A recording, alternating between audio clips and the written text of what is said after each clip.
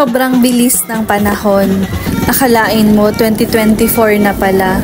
Samantalang last year, talagang pinapanalangin namin at pinapangarap namin every Christmas, every New Year, wini-wish namin na sana matapos na yung paghihirap namin mag-asawa, na makaalis na po kami sa machine ng buhay, ang pagdadialysis niya. And sobrang nagpapasalamat talaga kami sa Diyos dahil dininig po niya yung mga panalangin namin, yung wishes po namin. Basbasan mo po kami mga anak mo, gawin mo po kami mabait at masalunin. Panginoon, tulungan po kami, tanggalin niyo po yung mga hirap at masasakit na karamdaman. In the name of the Father, the Son, and the Holy Spirit. Amen! Kaming mag-asawa, parehas po talaga kami na mahilig po sa mga bata. And mula po nung kinasal kami, bago pa man po mag-December, nag-iipon na po kami ng mga panregalo sa mga bata. And every Pasko o di kaya naman New Year, meron po kaming pag-games para sa mga bata.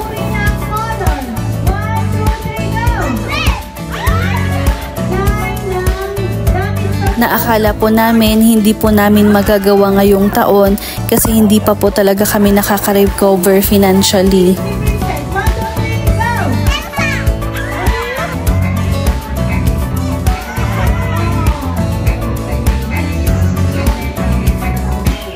And ang goal lang po talaga namin is makapagpasaya po ng mga bata.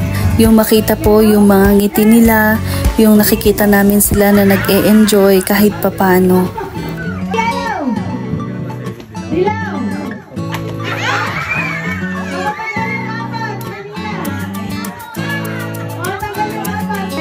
Hindi nagmamatter kung malaki or mamahalin yung mga premyo nila. Ang importante, masaya sila.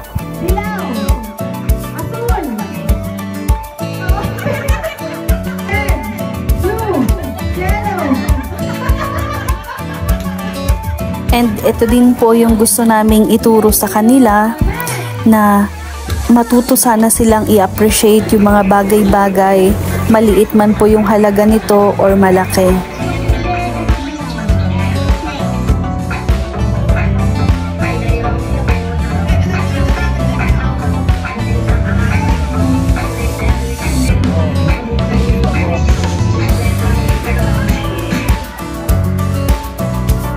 And since hindi po kami nagpasko dito, pag-uwi po namin galing po ng Quirino Province, hinahanap na po nila kami.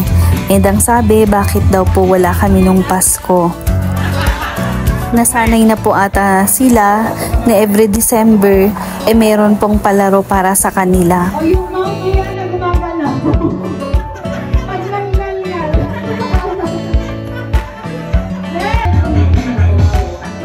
And yun naman po talaga yung gusto naming mangyari. Ang masanay sila na merong papasko para sa mga bata, na merong Christmas program para sa mga bata. And sana manatili po ito sa mga alaala nila para paglaki po nila, gawin din po nila ito sa mga bata.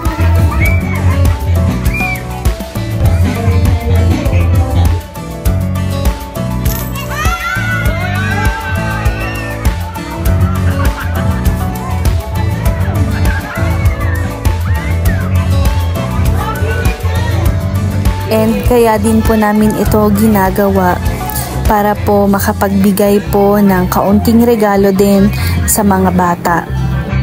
Dahil hindi naman po lahat ng bata nakakatanggap po ng regalo sa Pasko.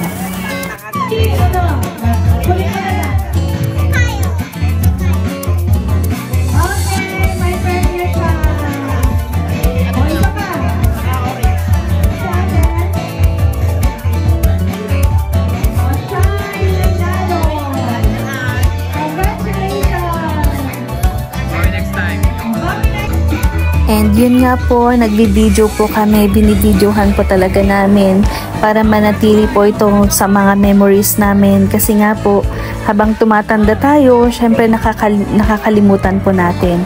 And para mas mabalik-balikan pa po namin yung mga memories na ganito.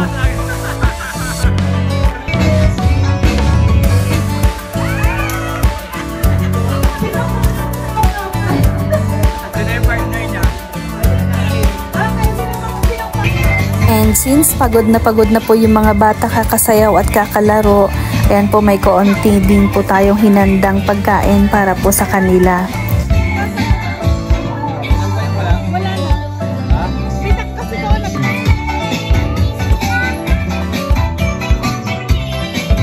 Nabitin pa nga kasi hindi po talaga namin inakala na madami pong dadalo.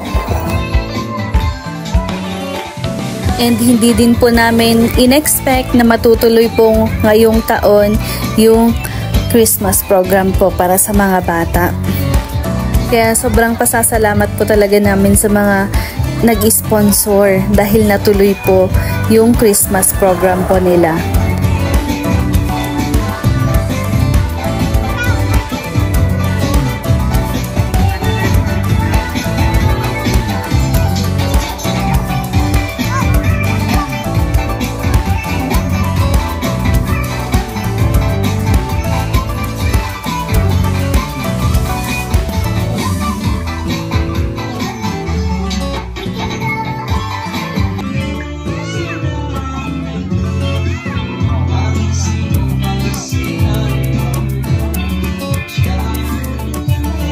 So after nilang kumain at magpahinga saglit, ayan po, sinimulan na din po namin yung exchange gift po nila.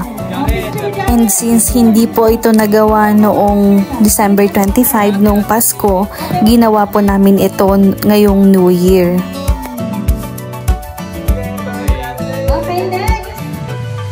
Sobrang nakakapagod pero sobrang worth it dahil sobrang saya din po namin.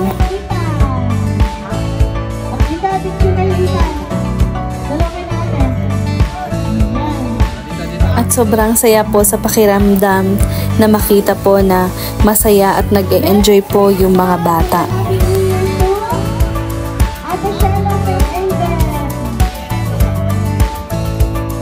Kaya naman po, maraming salamat kay Mia at saka kay Ate Annabel na sinamahan po kami na mag-sponsor po ng mga prizes ng mga bata na isang sabi mo lang talaga sa kanila, nagbigay na po sila agad.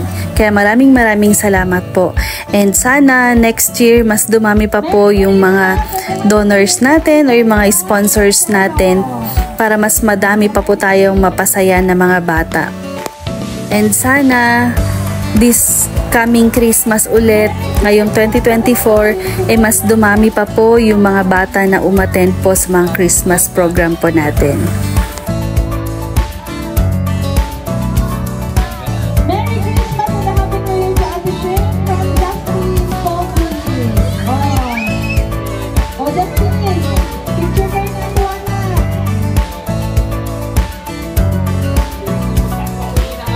Pagkati na.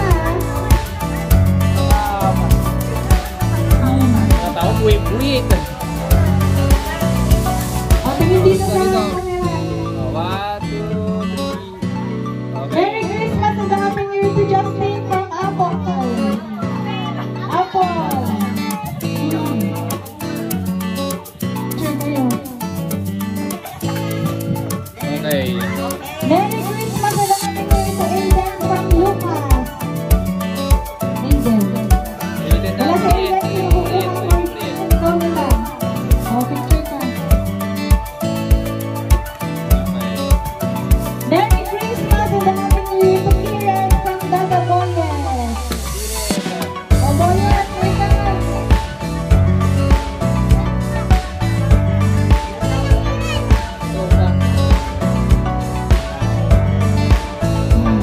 Halika dito, Kiran. Picture lang kayo sa pagis mo. Dita kayo to.